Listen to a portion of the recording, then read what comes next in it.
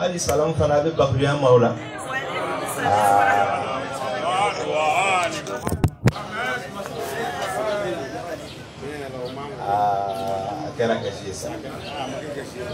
السلام عليكم ورحمة الله وبركاته. ala kan be sawaba ma ala kira kanun sabati an bɛɛ lajɛlen na. Alhamdulillah waati ye dɔ kɛ nka exposé in an bɛ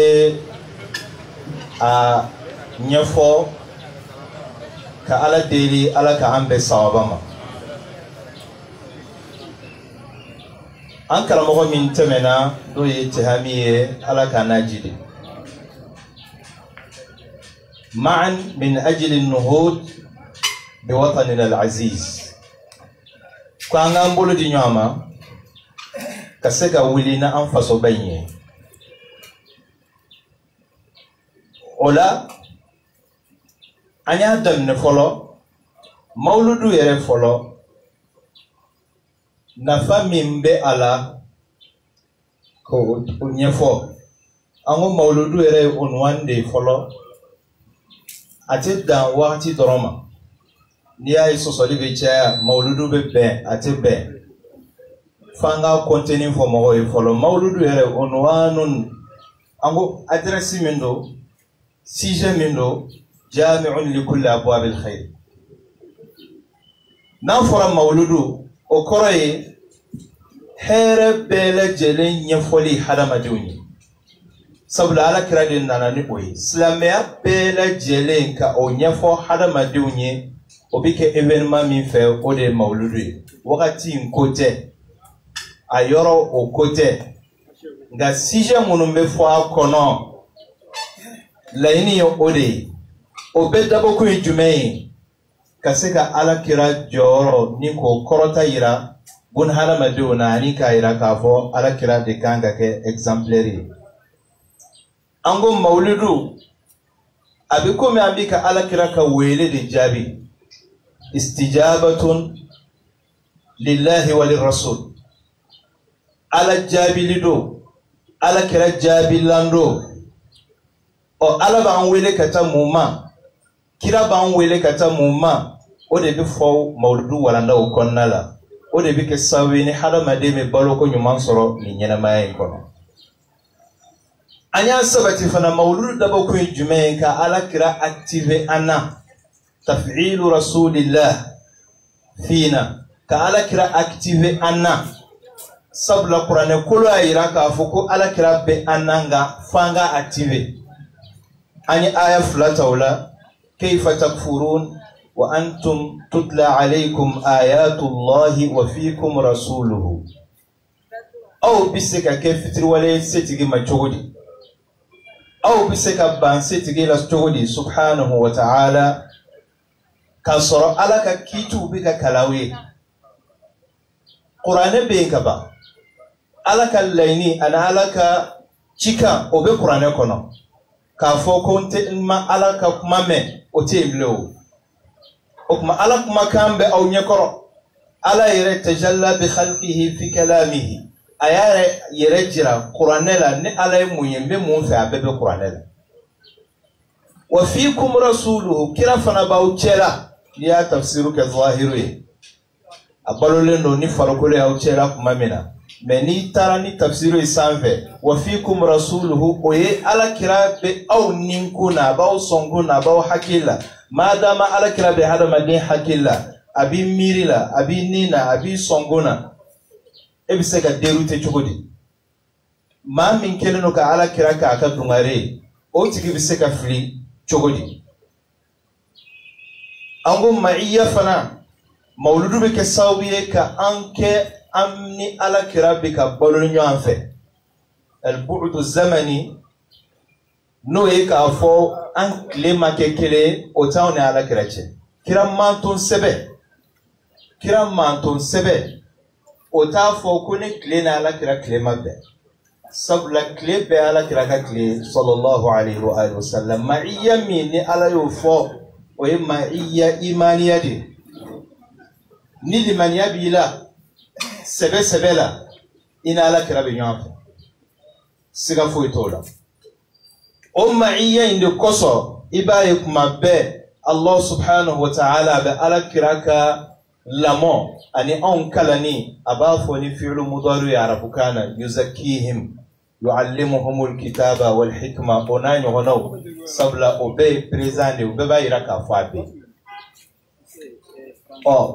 min misaliya bɛ se ka di mɔgɔw ma o la n'an bɛ seli n'an bɛ tahiyaw kalan b'a dɔn sali k'i bɛ to ka tahiya kalan ne bɛ tahiya kalan e tɛ kira fo tahiya kalantɔ wa i b'a fɔ cogo di a b'a mɛn yan a b'a jaabi yan e bɛ bɔ jaabi kalama parce que i m'a tafsiri la e ma a activer i la de o kuma mawludu dabɔ kun ye an ka sɔmi k'a fɔ n'an ye assalamu aleykum k'a fɔ alakira ma a bɛ jaabi min kɛ tiɲɛ don wa alakira a ɲɛnɛman don fana an kana fɔ ko an bɛ ɲɛnɛfina anw de kan ka an gɛrɛ alakira la sallallahu alaihi wa alihi ni ka an jogo ko bɛn a ta ma n'an y'an jogo bɛn a ta ma an bɛna bɔ alakira ninnu ma o la exposé filanan na an nana k'a fɔ annabiyu sallallahu alaihi wa alihi wa sallam wa himayatul insan وتمكينه من ممارسة حقوقه alakira sallallahu alaihi wa alihi ale jamanadenw dɛmɛ ni jumɛn ye wa jamanadenw bɛ se ka bɔ nɔgɔ la ni jumɛn ye ni ko a ye n'an ka jɛ fɛn caman b'o kɔnɔ o la fo ka bɛɛ ka hakɛ de jira i la droit o tuma ni hadamadenw n'u ye baara kɛ ni sariya ye siga t'a la k'a fɔ u bɛ yiriwa mais n'u ye sariya bila o kɔfɛ o bɛ to kɔ an ye misaliya de ta o la alakira Muhammad sallallahu alaihi wa alihi wa sallam alkuranɛ min n'o dira ma setigi a kumana Adama fɛ suratul Araf la yɔrɔ min k'a fɔ ko ne b'i bila aljinɛ kɔnɔ i tɛ kɔngɔ i tɛ minɔgɔ tile t'i sɔrɔ wa i tɛ fɛrɛ o kɔrɔ ye الإطعام والإسقاء والإكساء فيني أني شيرو أني دومني كنيا جمانا دين نو كاكا أكما فاما وكان كوجيجا ولا جمانا دين ورفنا كان كنيوهن دم ولا وبكني شرامية أنغو مدينة سيجي كنا على كراي benga mindo ani madina sigi bawo ni ɲɔgɔn cɛ yahudiyaw bɛ yen diinɛ wɛrɛ mɔgɔw bɛ yen munafikiw bɛ yen ni ka sɔrɔ ka bɛnkan dɔw kɛ k'u bɛɛ ka baara kɛ ni o ye tant que jamanadenw bɛ ka baara kɛ n'o ye siga t'a la k'a fɔ yiriwa bɛ na o point fɔlɔ ye ko muminun ani silamɛw Qurayshiw la ani Madinakaw la ani maa o maa tugura u la k'olu bɛɛ lajɛlen ye nation kelen ye o kɔfɛ ko Makan Qurayshiw olu ye Madinakaw olu jugu de yani an k'a dɔn k'a fɔ jugu kelen de bɛ an na kira ka wagati la o tun ye Qurayshiw ye olu minnu déterminelen don k'a yira tuguni k'a fɔ mɔgɔ tɔɲɔlen o bɛ dɛmɛ tɔɲɔlikɛla kan ani maa o maa ni a ye fili kɛ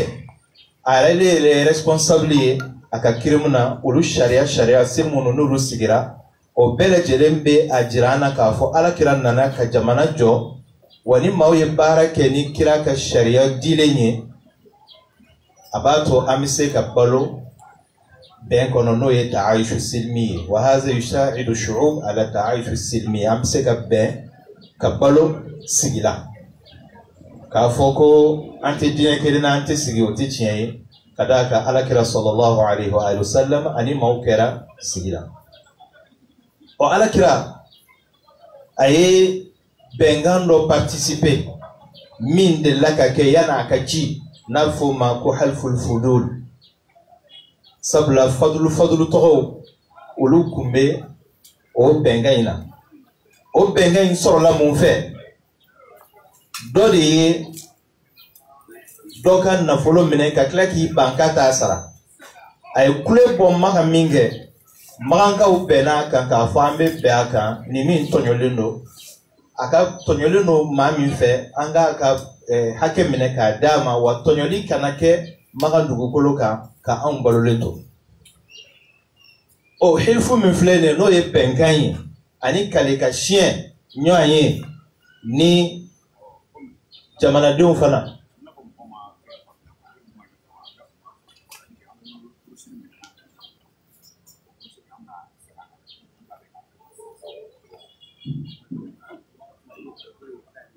awɔ a bɛ di o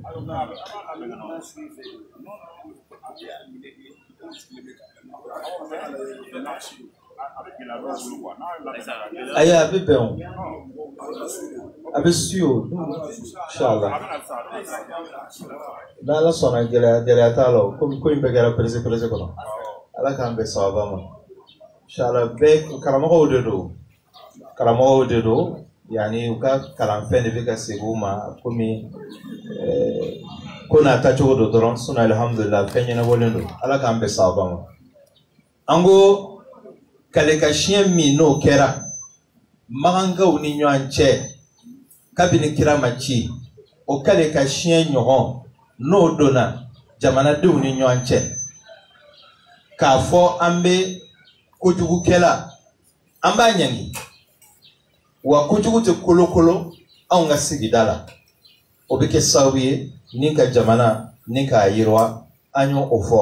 kira y'a kɛ wa kira fatulen kɔfɛ fana sallallahu alaihi wa alihi wa sallam dɔ fana k'a bɛna o ɲɔgɔnna tɔɲɔli dɔ kɛ Seydina Hussein la Madina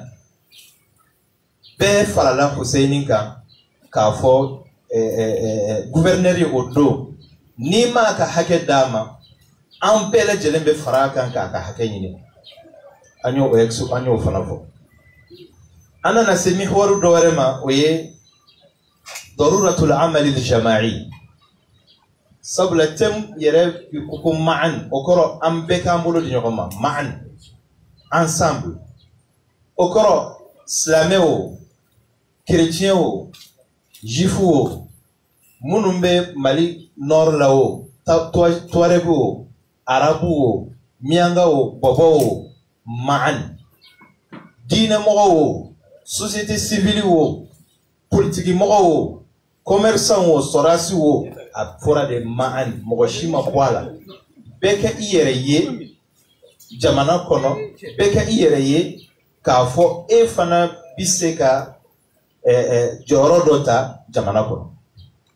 maa si kana i yɛrɛ kɔtɔrɔma bɔ maa si kana jɔ i yɛrɛ la o kuma jama ka jɛ ka baara kɛ o de bɛ se ka jamana ni ka a bɔ dingɛ kɔnɔ an ye misaliya dɔ ta o la misaliya saba ɲɔgɔn ala kira ka ɲɛnɛmaya la sallallahu alaihi wa alihi a misaliya fɔlɔ o ye Salmanul Farisi radiyallahu ta'ala anhu Salmanul Farisi kuma min na ni kira b'a fɛ a k'a ka yɛrɛma hɔrɔnya sɔrɔ ka bɔ yahudiyanw bolo sabula m'olu bolo jɔnya la ala kira y'a fɔ a ye t'a fɔ i matigiw ye ko u ka i kuma bɔ fɛn fɔ an b'an jɔ n'a ye a matigi u ko k'olu bɛ tamaro siɲɛ 300 ani uqiya 40 ɲɔgɔn olu b'o de ɲini u ye wari fɔ u ye tamaro sun fana fɔ sabula o de wariba ye o wagatiw la Salman bɛna o bɔ min ala kira ko sahabaw ma a ko ayinu akhakum o yɛrɛ y'a dama slogan ba ye o yɛrɛ y'a dama kumaden ba ye min bɛ se ka développer kosɛbɛ ayinu akhakum a y'aw balimakɛ dɛmɛ Salman ye persan de ye arabu tɛ a ye ukhuwa min fɔ ukhuwa al-imaniya innamal mu'minuna ikhwa aw balima don diinɛ kɔnɔ aw balima don nin jamana in kɔnɔ sisan ko a y'a dɛmɛ sahaba min se ye tamaro siɲɛ 10 ye o bɛ na n'o ye min se ye 15 ye min se ye mugan ye bɛɛ y'i seko kɛ fo ka taa a dafa alakira sallallahu alayhi wa alihi wa sallam ale ni maa tɔw tɛ kelen ye o la kira ka kiraya o yɔrɔ rôle fana bɛna jouer ka fara a kan sabula sahabaw tɛ se o la maa wɛrɛ tɛ se o la ni ala tɛ a y'o pouvoir min di kira ma o de ye ka tamarosu ninnu bɛ falen a si ma sa tamaro in a ye kangari d'u ye fana k'aw ta kɛ dingɛ senni ye a turuli ne kira yɛrɛ de bolo b'a bɛɛ turu sabula fɔta dɔ kan ka fɔ kɛta dɔ kan ka kɛ min b'a to tamaro ninnu u tɛ sa u bɛ balo alhamdulillah tamaro yana a ka balo ka den a bɛ san caman kɛ mais kira ye min turu o ma san sɔrɔ o ye an ye o fɔ o ye ahlu sunna olu ka version ye mais ahlu beitiw ta la an nana n'o fana ye ala kira kelen ka tamaro in bɛɛ lajɛlen turu muso in tun ye a jira k'a fɔ ko ale b'a fɛ ko tamaro in den bɛɛ lajɛlen ka kɛ k'a ka varier kilancɛ o ka kɛ tamaro den bilenmanw ye kilancɛ o ka kɛ tamaro den nɛrɛmugumanw ye nka ala ni kira ko ka gwa ye a bɛ fɛ ka kira dan jira a kelen ka bɔ k'a sɔrɔ tamaro in bɛɛ lajɛlen falenna a den bɛɛ lajɛlen kɛra bilenman ye ale tun ye a tun y'a fɔ cogo min dɔ ka kɛ bilenman ye dɔ ka kɛ nɛrɛmuguman ye a kɛra o cogo ye kuma ma sɔrɔ a da a ko ale m'a fɔ ko dɔ ka kɛ bilenman ye dɔ ka kɛ nɛrɛmuguman ye k'ale ko a bɛɛ de ka kɛ nɛrɛmuguman ye a y'o fɔ yɔrɔ min na ala kira ye ci fɔ jibril jiginna k'i kama kɛ k'a jɔsi k'a bɛɛ kɛ couleur kelen salli ala muhammad wa ali mawludu kumaden min bɛ o la ala kira sallallahu alayhi wa ali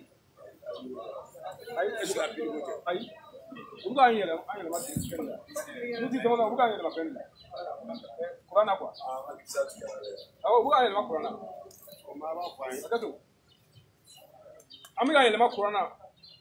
wala abe sabali dona ame yelema kurana abe sabali an karamɔgɔ komi san o san n'an ye min baara kɛ an bɛ dumuni kɛ yan dumuni caman bɛ ka tobi an karamɔgɔ siri suwa mara ni hɛrɛ ko n'a na ko bɛɛ ka dumuni kɛ ka dugawu kɛ a y'a faamuya ko mɔgɔ si kana taa so ni ala sɔnna awɔ dumuniba de bɛ ka tobi misi yɛrɛ fagali se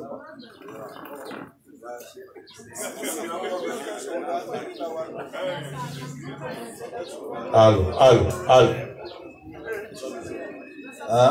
Ayo kurang ada punya mana? Amesi,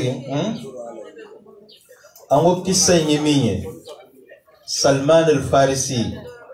akan horali kama. Ala kiraya fo sahaba yedi ko ainu akhaku. Ayo balmaket deme. Okmana ni ko be mɔgɔ dɔ kunga an bɛɛ lajɛlen ka participer a la mɔgɔ si kana jɔ a ka dɔgɔ o de bɛ jɛ tiɲɛ bɛɛ mana i se ni yira a bɛ kɛ dɔ ye o ala ka an bɛɛ sahaba ma o tuma sahabaw y'u seko kɛ min bɛ se ka na ni tamaro siɲɛ 10 ye min bɛ se ka na ni 5 ye min bɛ se ka na ni 20 ye fo ka taa a dafalen sɔrɔ wa ala kira de bolo barikama y'a bɛɛ lajɛlen turu a bɛɛ falen n'a si ma sa bon riwaya dɔ b'a fɔ ko sahaba dɔ komi ne tɛna tɔgɔ fɔli kɛ k'o ye a dabɔ a kama ka a kelen turu k'o de sara ko kira ka sɔrɔ k'a jalaki ko ne m'a fɔ k'i kana mɔgɔ kana turu wa an b'o yɔrɔ bɔ a la o t'an ka ko ye an ka ko bɛ min kan o ye a yenu akhaku a y'aw balimakɛ a y'a dɛmɛ an ka ɲɔgɔn dɛmɛ ala ka an bɛɛ sahaba ma o tamarusu minnu n'ala kira y'u turu o bɛɛ tun bɛ yen koyi kɔsa-kɔsani na de faama ninnu minnu bɛ Saudiya la u ye décret bɔ